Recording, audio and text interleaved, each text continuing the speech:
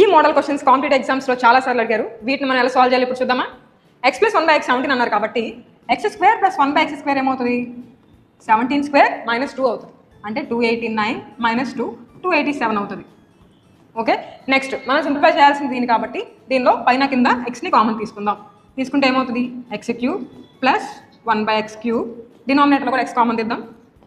X first దీన్ని ముందేసుకుందాం అనమాట.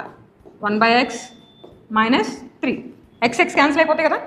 a³ + b³ ఫార్మేట్లో ఉంది కదా న్యూమరేటర్, అది ఎలా కన్వర్ట్ అయ్యింది, a + b × a² - ab + b². అదే అర్థం. x + 1/x × a² + b² - ab. డినామినేటర్లో ఏముందో చూడండి, x + 1/x - 3. సబ్స్టిట్యూట్ చేస్తే ఆన్సర్ వచ్చేస్తుంది. x + 1/x ఏమి ఇచ్చారు చూడండి, 17.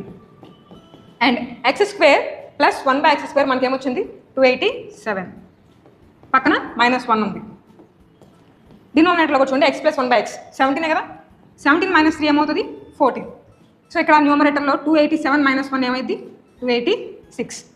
2 టేబుల్లో క్యాన్సిల్ చేద్దాం చూడండి, 7 times 143 times. ఓకే, సో ఇది రెండు క్యాలిక్యులేట్ చేసుకుంటే మనకు ఆన్సర్ వస్తుంది. ఇదంతా సాల్వ్ చేయకుండా ఒకసారి యూనిట్ డిజిట్ని అబ్జర్వ్ చేద్దాం. 7 3s 21 కదా, అంటే ఆన్సర్ మనకి 1తో ఎండ్ అవ్వాలి. అలానే డినామినేటర్లో 7 ఉండాలి. అలాంటి ఆప్షన్ ఏ.